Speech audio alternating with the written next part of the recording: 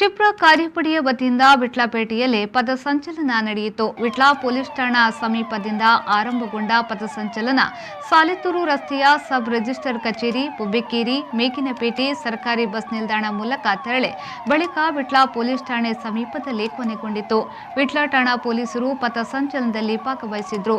ಕ್ಷಿಪ್ರ ಕಾರ್ಯಪಡೆಯ assistant commandant Shahjahan PK, Vitla police ಠಾಣಾ ಇನ್ಸ್ಪೆಕ್ಟರ್ ಎಚ್ಇ ನಾಗರಾಜ್ ಅವರು ಪಥಸಂಚಲನದ ನೇತೃತ್ವವನ್ನು ವಹಿಸಿದ್ರು. ಈ ಭಾಗದ ಪ್ರದೇಶಗಳ ಮಾಹಿತಿಯನ್ನು ಪಡೆಯಲು ಹಾಗೂ ಜನರಲ್ಲಿ ಧೈರ್ಯ ತುಂಬುವ ನಿಟ್ಟಿನಲ್ಲಿ ಈ ಪಥಸಂಚಲನ ನಡೆಸಲಾಗಿದೆ ಎಂದು ಕ್ಷಿಪ್ರ ಕಾರ್ಯಾಚರಣೆ ಪಡೆಯ ಅಸಿಸ್ಟೆಂಟ್ ಕಮಾಂಡೆಂಟ್ ಶಹಜಾನ್ ಪಿಕೆ ತಿಳಿಸಿದ್ದಾರೆ.